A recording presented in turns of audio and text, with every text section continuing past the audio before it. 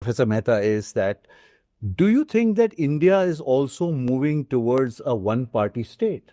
Oh gosh, that's a big question. I hope not. I mean, that's an interesting question whether the one party states will survive in the form that they have currently.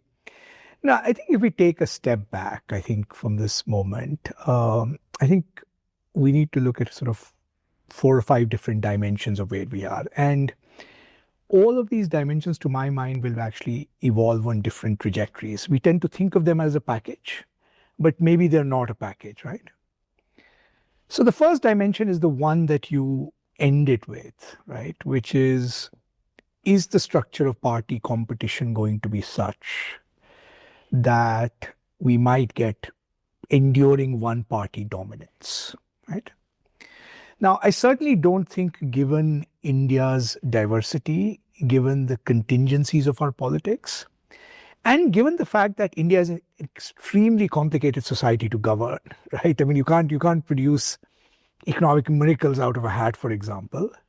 Uh, I don't think we are going to be in a circumstance where you will have literally one party rule in some senses, right? I mean, I think that's just institutionally very, very difficult. And the only circumstance in which that can happen,